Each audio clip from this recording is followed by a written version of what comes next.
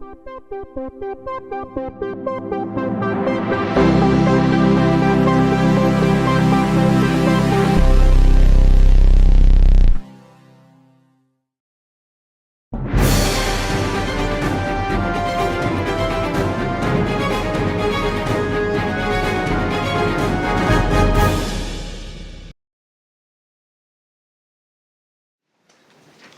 morning, everyone. Good morning. This is a test. Is this better? Yes. Yes? Okay. Well, good morning. My name is Dawn Casavan. I'm the Vice President of Strategy and External Affairs for Heywood Healthcare, and I am very happy to welcome you here this morning under such positive circumstances. Thank you for being here. None of this would have been possible without the exceptional leadership, guidance, and support of the individuals that you will hear from today. With this, it is with great pleasure that I introduce Heywood Healthcare President and CEO, Rosanna Penny.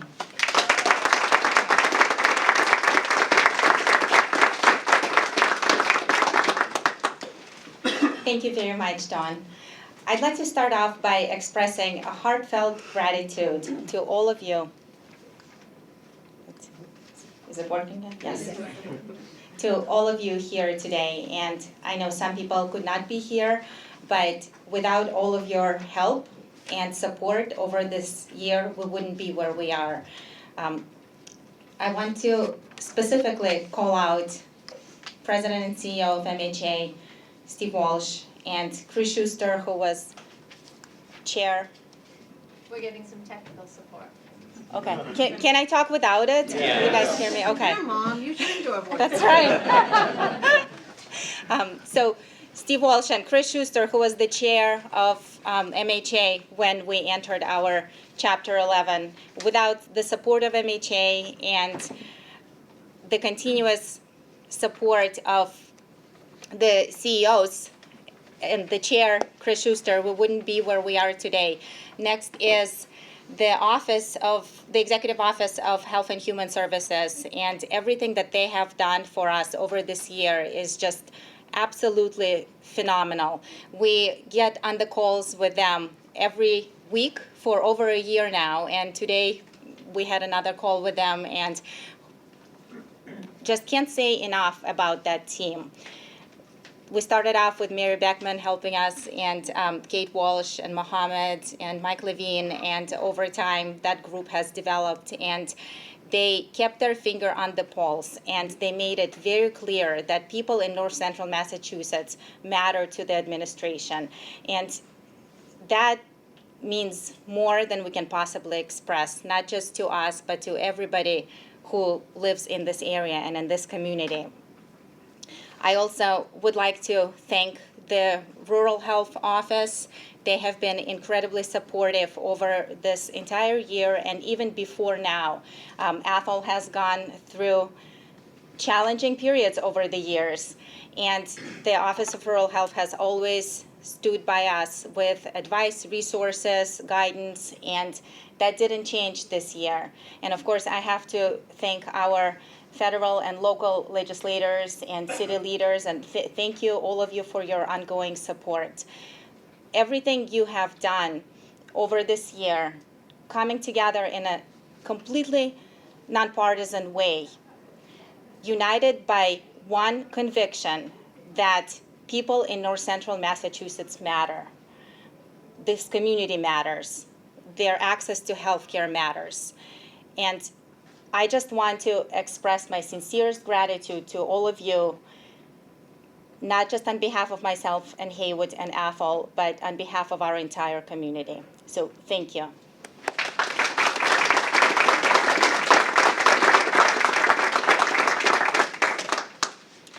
I also would like to express gratitude to our board, our leadership team, our physicians, our advanced practice providers, and all of our employees.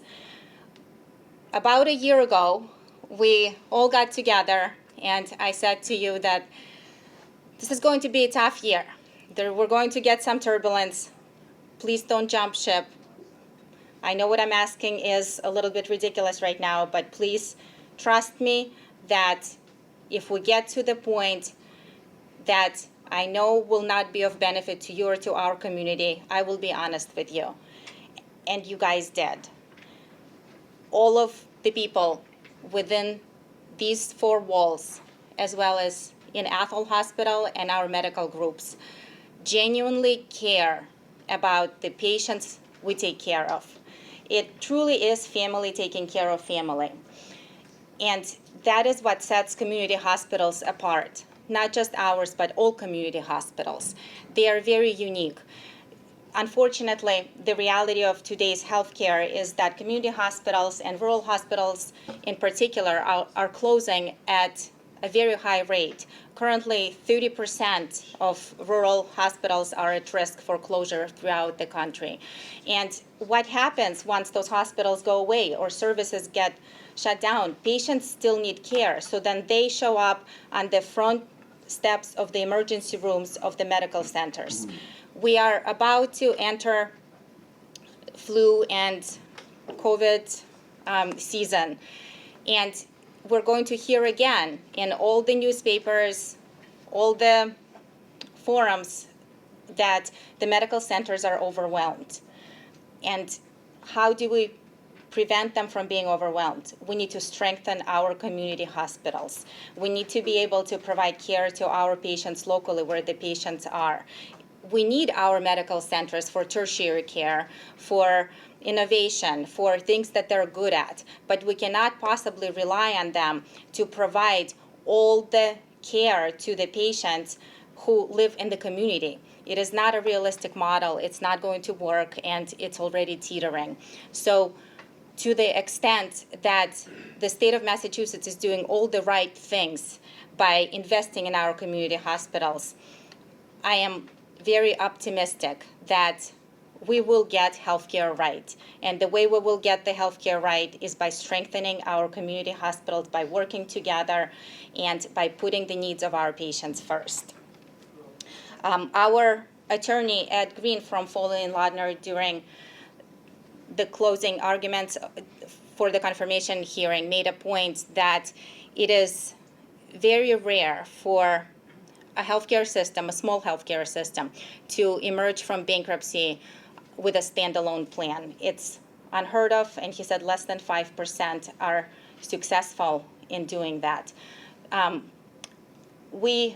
I have thought about what sets us apart from the over 95% of the rest of the hospitals and healthcare systems that end up either closing through the bankruptcy period or emerging with another system. And other than the obvious, which is the support of everybody in this room and the people who couldn't be here in the room, it's the way community hospitals look at themselves, or at least the way we looked at our hospital and our healthcare system throughout this process.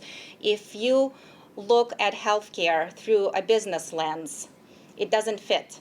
So imagine asking a bank for a loan to open a restaurant, and your business model is that you will provide everybody with the same menu regardless of their ability to pay. They will laugh at you. But that is what healthcare is. That is what we do. And if we had a corporate restructure officer or somebody with just a pure business lens looking at us, how do we improve our margin? We have to reduce expenses, improve our revenues.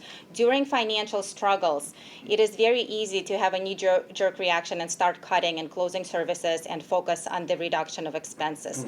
It takes an entire village to focus on increasing revenues. And that is what we had here. If we didn't have our medical staff, our community, the faith of our patients, the help from our state and local officials, we wouldn't be able to focus on that piece of the equation. And to the extent that we did, we have grown our volumes. We improved our employee engagement. We improved our quality metrics in our primary care, PHO network. We focused on all the right things. We, at one point, community programs were at risk throughout this year. And this immediately triggered a call to Bob from me that we can't afford to close our community programs. Our community programs, from just the pure business model, could be nice to have. It's an expense that on paper doesn't necessarily bring in revenue. However, if you think about what our community programs do, they are school-based services with providers embedded in our school systems who provide care to students of parents who can't pull them out of school necessarily because they'll have to miss a day of work and bring them to the hospital. They provide some preventative care. They provide counseling. Right now, it's impossible to get a pediatric inpatient psychiatric bed. So the longer we can keep these students in their community with the support, the better off everybody is. So these type of programs are not a nice to have, they're a must have for community hospitals. And it's just one example why it's so important for us to strengthen our community hospitals, because your community leaders know what is important for your community. And those are the right people to lead healthcare in the community, not push it out of the community into the other hands. So in conclusion, I just want to thank all of you again.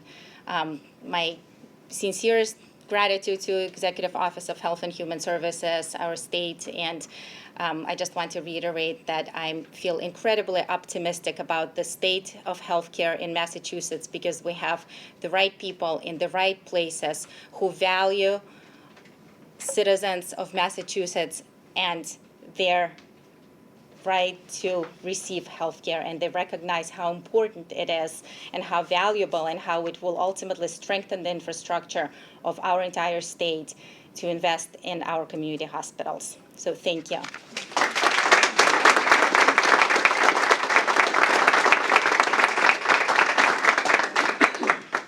Thank you very much, Rosanna. Those are great messages to share, and they resonate with all of us. At this time, I welcome Chris Harding, Chief of Staff and Undersecretary of the Executive Office of Health and Human Services, to make some remarks. Thank you very much.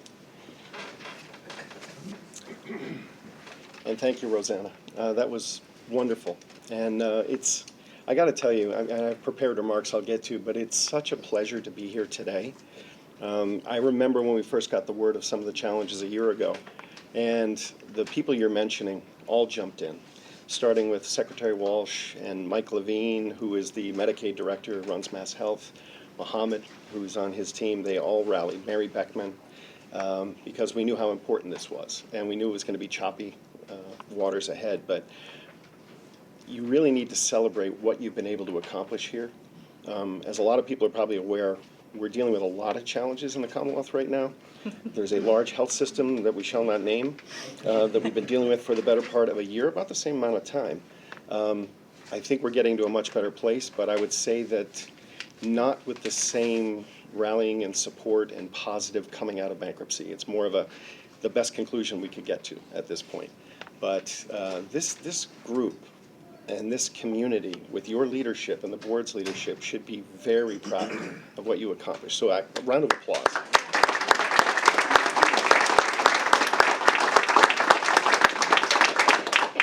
It is great to be here. Again, my name is Chris Harding. I'm the Chief of Staff and Undersecretary for Health and Human Services for the Commonwealth. I joined last year with Secretary Walsh, who I've known for about 30 years.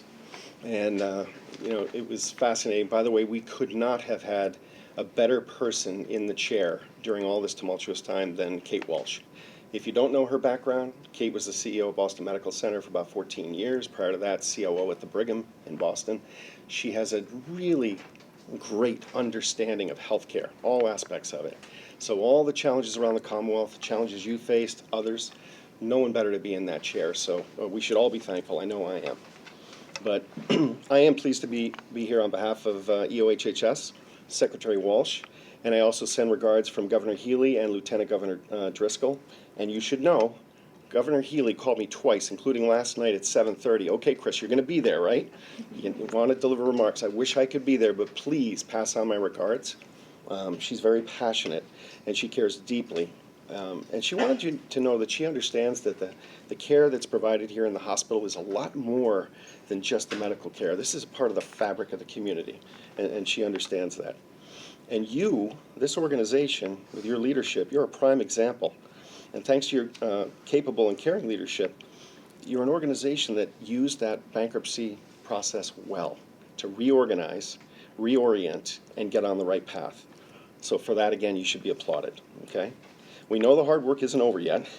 There's still a lot of work to be done and, choppy roads ahead. But so pleased to be able to share this moment with this community. It's really terrific. To emerge from bankruptcy on better footing, having kept your services open, and even grown your workforce, I want to just applaud again right now. That's unheard of, okay? So absolutely something to celebrate. I'd like to give a special thank you to the hospital staff.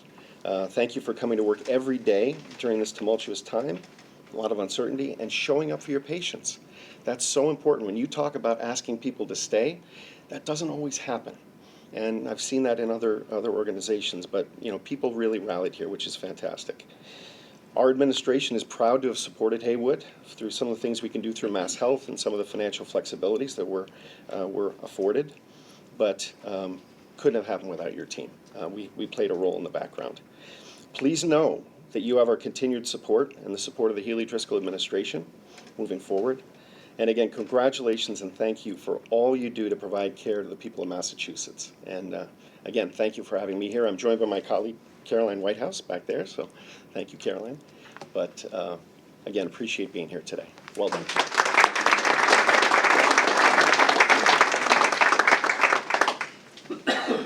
Thank you, Undersecretary. At this time, I welcome Kirby Lacey of the Division of Community Health to make some remarks. Welcome, Kirby. Thank you. Pop my mask off. We have a cold running through our house, so I don't want to pass that along to other folks today. So I have the immense pleasure of being able to support and have worked in the State Office of Rural Health at the department for the last 10 years. And rural health is something that is just a passion of mine in so many ways.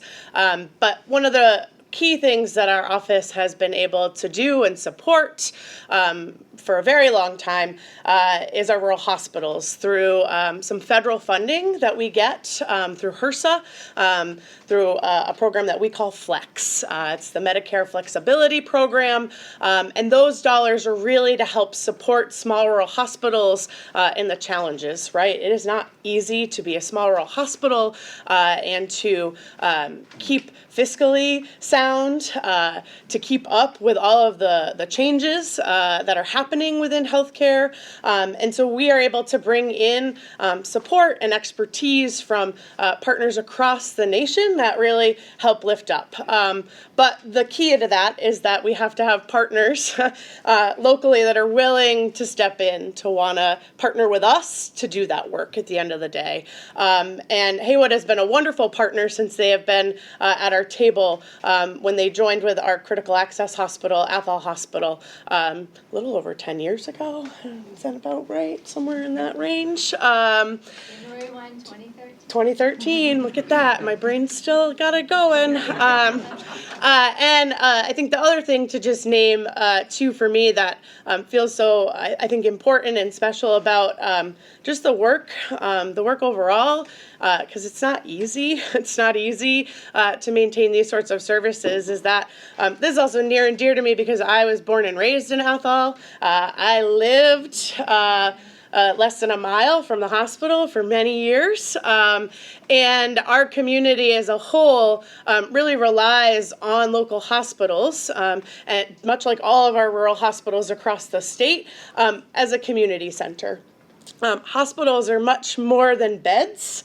They are much more than a place that people go when they are sick. And honestly, at the end of the day, they are a place that the community connects and gathers through, right? They are the economic engines of many of our rural communities, and they support across the board. And so I just feel very honored that I get to help support in any way that we can with these services services that come through the federal government, through the state, to sit and to partner in the ways that we can with our communities, hospitals, and we are so thrilled to see the Heywood system get to this benchmark so that we are able to watch things grow and thrive again. So thank you so much. I am so thrilled for all of you, and I'm just thrilled to be here today.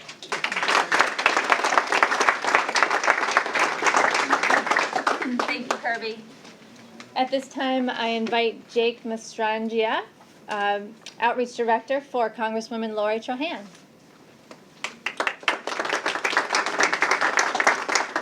Thank you very much, Dawn. Hi, everybody. I'm Jake. I am not Lori Trahan, but I'm here representing her today. I just want to start by thanking Rosanna and Dawn because I think it's just been incredible how communicative they've been over the past year. We are in constant communication about what's going on, and that's how we get results like this. So just thrilled to be here today to celebrate this, and I have a brief statement that I can read on behalf of the Congresswoman. So Congresswoman Trahan said that at a time when bad actors like Stewart have caused significant disruption to our region's health care, Heywood Hospital's financial recovery is a shining example of a nonprofit community hospital that is putting patients first. I am proud that Heywood has maintained services and reopened their mental health unit to make sure that the residents of Gardner and the surrounding communities continue to have access to the care they deserve. This victory is an example of what is possible when federal, state, and local partners work together to deliver for the community, and I look forward to our continued partnership to serve North Central families. So thank you very much. Thank you.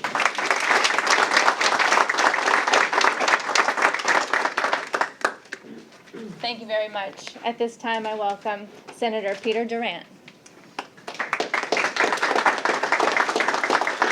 Thank you, everyone. I'll be very brief. I have to say, when I first heard the news that you were coming out of bankruptcy, there's a big, huge sigh of relief. But it's also it's an incredibly proud feeling.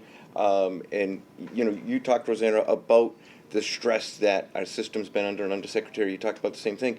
The stress that our system has been under, and we've seen these cracks, and we've seen what's happened. And so when you hear a community hospital is going into Chapter 11, it's scary. The community gets scared about this. They're worried about where their health care is going to come from. Are we going to have a health care desert here?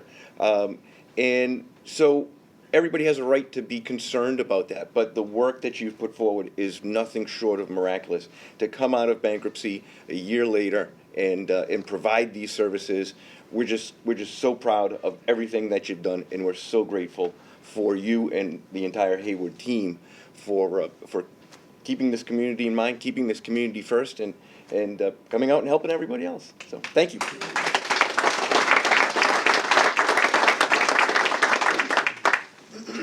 Thank you very much. At this time, I welcome John Zlotnick, State Representative, to make some remarks. Good afternoon, everybody. I want to start by acknowledging, because this was truly a team effort, the other members of the delegation who are here and who obviously helped.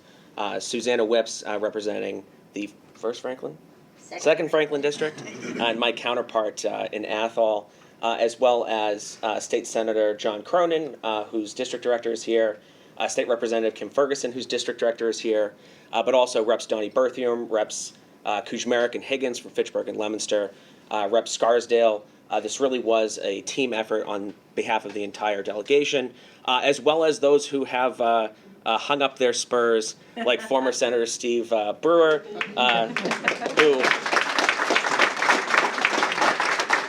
who very much still lends us a hand, and you'll hear from him in a bit, but I'm sure it's his time in the House that he remembers most fondly. My former colleague Steve Walsh, who's obviously been a big help with this endeavor as well. And like the Senator said, when we started working on this now a little over a year ago in earnest, there were some meetings in this room where we left, and to be honest, I think we were a little depressed. We were talking about what was the least worst case scenario that we could hope for, and all the work and all the things that had to go right to get us to that point. And the milestone that we're marking today, emerging from bankruptcy, remaining an independent community hospital, was not something that was guaranteed.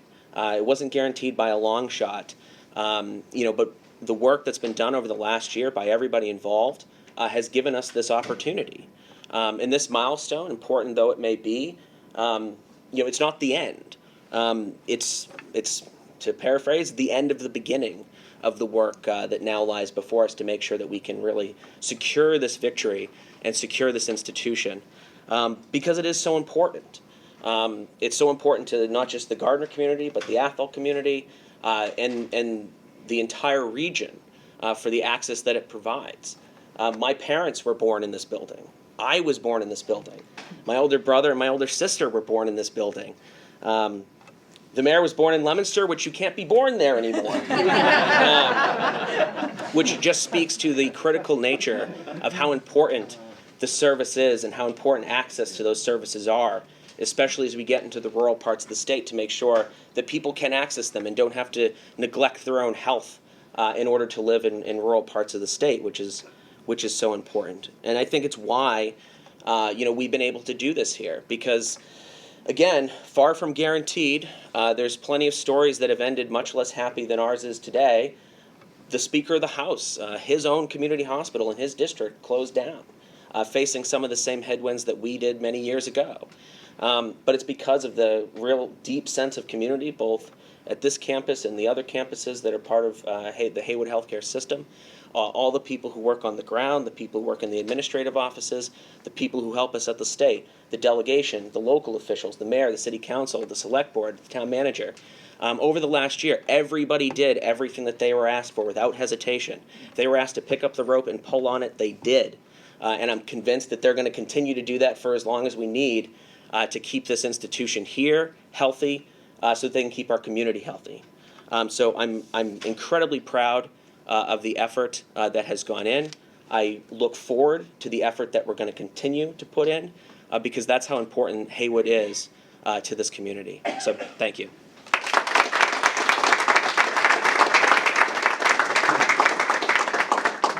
Please welcome Steve Walsh, President of the Massachusetts Health and Hospital Association.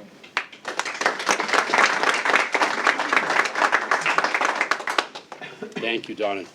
There's the old line, everything's been said, but not everybody has said it. So listen, I really love this hospital. I visited it many times from my time in the legislature to when I was at the Massachusetts Council of Community Hospitals with Chris Schuster, who's here with me today, our immediate past chair and chair of our council. It's necessary for the community. It's a fabric community. Having been a legislator, as Representative Zlotic said, I lost 2 hospitals in the city of Lynn. And what it does to those communities is irreplaceable. Largest philanthropic giver, largest employer, and saves lives every day. And so this is an incredible success story. And it's not done really without 3 parts. The state, Secretary Walsh, Secretary Harding, Governor Healy, Lieutenant Governor Driscoll, they have to be committed to your success. The legislative delegation, they have to be committed and collaborative to making sure they can come together for the greater good. And even if they may disagree, this particular delegation, never disagreeable. It's why they accomplish so much. And leadership, which you have in Rosanna, and your team, your workforce that's committed to the patients and the community. Without those 3 things, it doesn't work. And you have that secret sauce here, and we know that better days are ahead. It is not often now we walk into rooms that are filled with optimism. It just isn't. And it's unfortunate. And there's more stories about when you go into bankruptcy than when you come out of it. Because people like the salacious story. They like the Stewart scandal. They don't love committed, competent, local community leadership. That's what you have. It doesn't get the headlines, but that's why you're here today. And I think it's a very, very exciting time.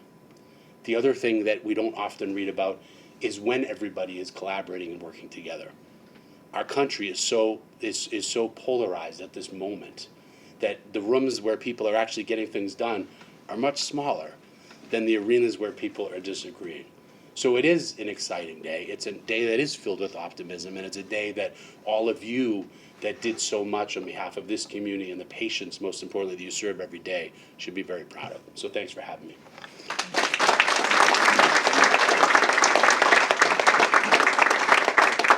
Thank you.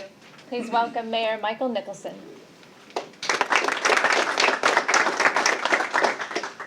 Well, good morning, everyone, and it's certainly great to be here today. Before I begin my remarks, I do want to acknowledge my fellow city officials that we have here in the room with us today. Our City Council President, Elizabeth Kaczynskis, City Councilors Calvin Brooks, Judy Mack, Dana Heath, and David Tebow Munoz, and my fellow colleague and Municipal Management Athol Town Manager, Sean Zahosky, here with us today, too, so thank you for joining us. I remember when I first got the call about the chapter level filing going into place, and the uncertainty that comes with that, but the uncertainty was that blip that came with the minute. Then immediately after that was the, now what do we do? Now how do we just, do what we need to do to get the job done and come out of this in the way that's stronger and what we need to be as a community? Because the services that Heywood provides to Gardner, to Athol, and to everywhere in between isn't just your typical doctor's visits, isn't just your typical, I'm not feeling good, so I've got to go figure out how to stop this runny nose. It's the health of a community as a whole. It's the services that are in our public school district. It's the services that are there for people who are going through mental health crises. It's the suicide prevention task force and the work that they're doing. It's the day-to-day things that make it so that people feel happy, comfortable, and safe to call a community their home. And that's our job in local government, is to make sure that people are proud to call the communities we work for their home so that we can continue to be these thriving cities that aren't dead but are living and are growing and are finding that next step forward to grow so that we can be innovative and stronger together. And we don't do that on our own, but without the partnerships that we've had at our state level with our local legislative delegation, with the federal legislative delegation that we've had, the leadership with Rosanna and Don and the team here at Heywood, puts in all of those puzzle pieces together that make up our community, so we're not existing in silos, but we're really this one big mosaic that came together, and now we're ready to take that next step forward. So I can't be prouder as the mayor of this city, as the grandson of a former Heywood nurse, and just someone who lives here down the street, that know that if I ever need any help, it's just a short 2-minute ride from my house to get the health care that I need. That if my family has something going wrong, which has happened before, that my grandmother's ambulance ride is just going to be within 5 minutes. And to know that that's happening right here makes it so that we want to stay here. And I know that's for several people who live here in Gardner, too. So thank you very much for your commitment to the city, your commitment to all of us here in the community and the region, and I look forward to continuing that partnership moving forward. Thank you, Rosanna.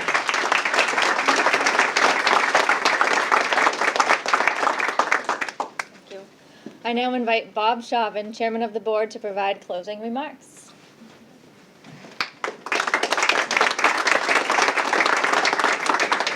I get to back clean up today, I guess, right? So, it's interesting. I raised a family of 3 children in this area in Westminster, Mass. And so the emergency room here at Heywood was a frequent stop for us. Got to be introduced to fixing broken thumbs and dealing with stitches, and you kind of sometimes take for granted, right, what is here for you. And about a year ago, I realized that that was something we couldn't take for granted, that we were in a uniquely difficult position. But Heywood's been around for over 100 years and served the community for over 100 years. And this week has been kind of surreal in a lot of ways when we emerged on Monday. But it's the beginning of a new chapter. And I think that the interesting thing is, if you look at the difficulties over the past year, Rosanna and her team have had to deal with the hundreds of meetings, the difficult calls, the difficult negotiations, trying to continue to keep the trust of an entire community, the docs, the medical staff. They have done an amazing, amazing job of holding things together while juggling 2 jobs at once. And so it's interesting. Now you have the privilege of focus, right, to actually run a healthcare system and take care of the community and not be dealing with all of those peripheral issues, which is a blessing. And, it's interesting. I've heard a lot about the state today, and I remember a year ago, I will not disclose how I got it, but I got Mary Beckman and Kate Walsh's cell phone numbers. And the first one I called was Kate Walsh. And she answered the phone. And she says, "Oh, I'm in a meeting, but let me step out and take your call." That was the first indication to me of the type of support that we would get, right? I'm in a meeting, Bob, who? Heywood? Yeah, let me step out and chat, right? And I remember her comments were, we are going to help. Just communicate with us. Stay in touch. Be honest. Be transparent with us. The thing that I think Rosanna has had, her and her team, that has ultimately allowed us to navigate through this is they've been transparent. They've kept the trust of people. And it's not easy for people to trust you when you're in bankruptcy. They've held on to docs. They've opened the mental health unit. They've renegotiated contracts with payers, right? There are hundreds of things that have taken place behind the scenes that aren't in the traditional aspect of just running your hospital day to day, right? And the culmination of those is our ability to be here today. I do think it's important for you to know that the trustees have absolute faith and confidence in the management team here at Heywood. It has been a pleasure to watch them. We are kind of bystanders.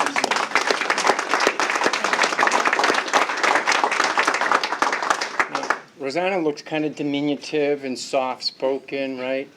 I have seen her be tough when she needs to be tough.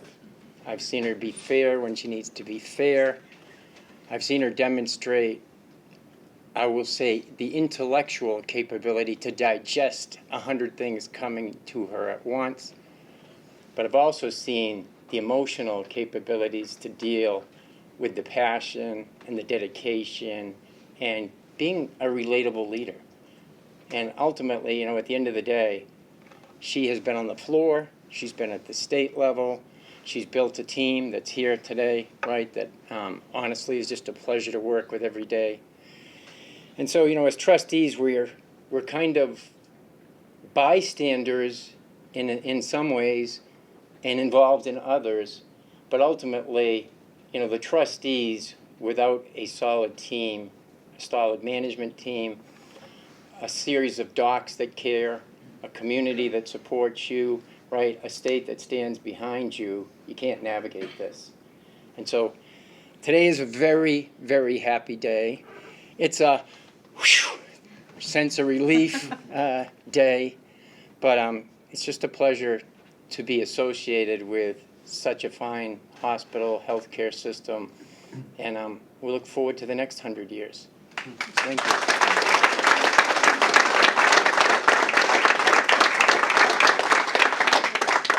Thank you very much, Bob. At this time, we open the floor for questions or comments. Yes. Sometimes residents of Athol can sort of feel that Athol Hospital is sort of an afterthought when it comes to Heywood.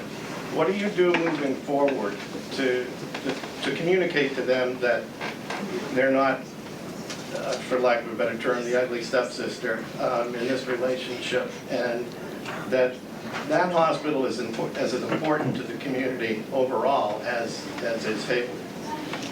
Thank you. Athol Hospital is incredibly important and valuable to our health system and to the region. Athol actually recently received an award, a national award for quality, because they improved their satisfaction from 1 star to 5 stars within a year. They truly are a shining star and a gem when it comes to local critical access hospitals. And in terms of our strategic planning and plans for the future, we, with the help of Kirby and the Rural Health Office, we're engaging Stroudwater and Associates. Tony Rinaldi is going to help us to take a look at that space and the community needs there, and what can we do to optimize services there. We're also in the process of expanding our pulmonary function tests in Athol. We just hired additional respiratory therapists, and additional machines were installed there for the testing. Majority of our providers and specialists spend some time in Athol as well. Our oncology volume in Athol has grown because Athol has the benefit of 340B program, and patients are able to continue to receive the oncology medications there. We are looking to expand that program there, and more to come as the Stroudwater and Associates do their assessment and help us understand the needs of the community in that area and what would make sense within the existing infrastructure, what kind of investments need to happen. So it is very much a focus of our strategic plan for the next year. Thank you. Yes. Hi. I was born at Athol Hospital, and I'm very proud to be a resident of Athol and very thrilled to see what has been done here today. I'd also just like to point out, not only are you providing tremendous health care, through your salaries, you're putting millions and millions of dollars into our local economies, which is incredibly important and something we need to remember, that you employ an awful lot of people throughout this entire region, and we're very grateful for that. So thank you and congratulations. Thank you.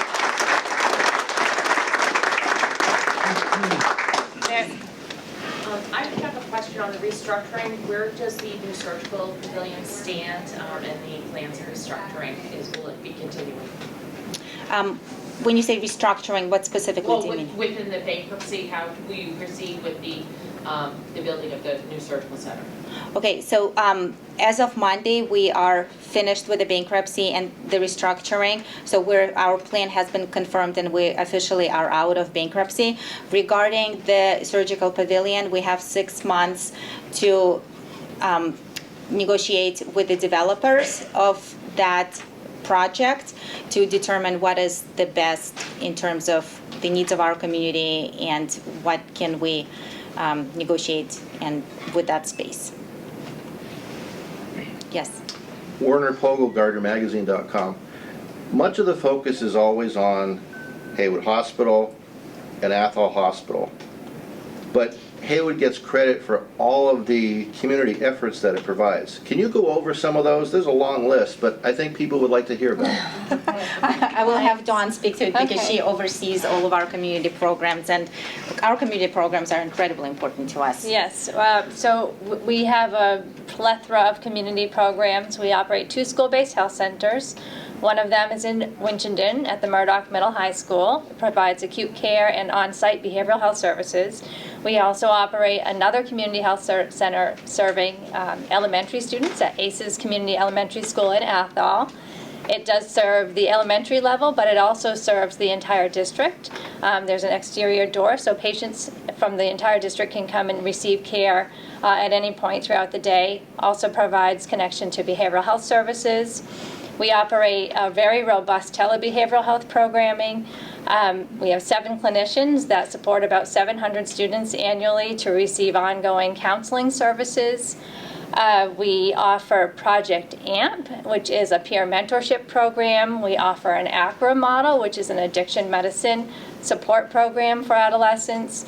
We also, in partnership with our Gardner Police Department and others, actually 7 departments in the region, run a program called Handle with Care, which is an effort to mitigate the childhood response to trauma. So children who are present at a traumatic event are flagged, automatically communicated with the school district that this child needs to be handled with care, and then that in turn prompts our community resources, and we have community health workers, about 7 of them that also work within our 5 school districts to help connect those children and families to the supports they need. And there's more. What's that? Hugh Winchendon and all the food. So you probably remember several years ago we had started a backpack food program because food insecurity is a tremendous need in this region. We knew that that was a Band-Aid. We knew that people needed food immediately, and that's where we began. But we really have evolved that model to a systemic approach in supporting the organizations that are meant to provide these services. So our community action committees, in partnership with growing places to get fresh foods into the hands of families. We've expanded our shelf-stable offerings as well. And Heal Winchendon is another program that started many, many years ago, and I'm looking at Mary Giannetti because she's so intricately involved in it, which really is a community initiative that we began, but is really truly driven by the community. And it has a few spokes to it, which include economic empowerment for individuals who are marginalized, the expansion of our food systems work, working with our agricultural council to help them take fresh food, prepare it, package and distribute it. We partner with anchor institutions so those foods actually are purchased and we can provide some financial stability for our growers. And a youth empowerment model. So we have several youth that are really engaged in the community, that have started their own enterprises, that have served on select boards and learn about the systems that we have in our communities that make marginalized people have a voice. So there's so much that takes place in the region that continues. Can you touch upon maternity grant and the programs that we're planning? Because maternity is very important in this region, especially with Leominster closure. Yes. So Mary Gianetti is our Director of Resources, and she is a superb grant writer. She received a grant from the Department of Public Health to expand access to maternity services and to help provide some financial support to strengthen the infrastructure as we work to really support the regional needs of our labor and delivery patients. So anything you'd like to add to that, Mary? Just that we are forming a maternal health care hub.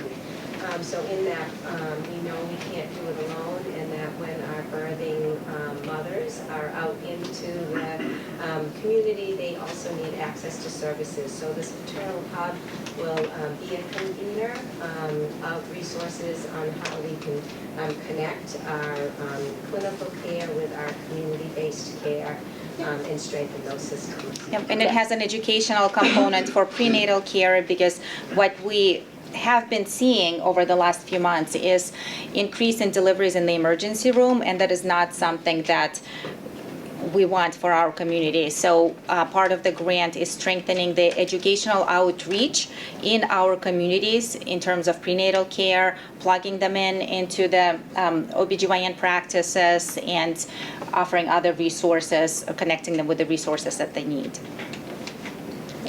Could I ask a follow-up? Yes. For people who don't know how to find out more about Heywood Hospital, what resources are available? Where should they go to find out about having their babies at Heywood Hospital, having surgery at Heywood Hospital? Where do they go? Well, they should go to our website, which is heywood.org, first and foremost. They should talk to their primary care physicians, which are likely within the Heywood system. And they should like us on Facebook and social media. We have a lot of information that we put out on social media as well. Roseanne? Yes. I'm the town manager in Athol, but when you spoke right at the top of the meeting, Rosanna, what I want to say is thank you. Thank you to the people here with you. Thank you to the people in the room. And you were talking about community hospitals, and it juxtaposes against all the headlines, you know, with, I'll say the word because I'm not on the agenda, steward, and everything that's going on with these conglomerations, right? Here you are, local leadership, John, you've been there leading through different administrations. I look at you, I see community, I see compassion, I heard it in your voice. You care, you're competent. And somebody else talked about transparency. I call that communication, right? So now I'm up to 5 C's. But it's real. And I just want to say thank you, and thank you to the partners at the state and federal level, because this institution affects everybody in the North County region. And yes, my daughter was born here, but it affects all of us in our family. So thank you. That's what I want to convey. Thank you, Sean.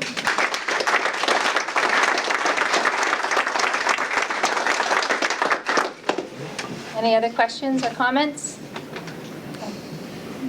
Thank you all for being here this morning. Enjoy the day, and we hope to provide another update soon. Thank you.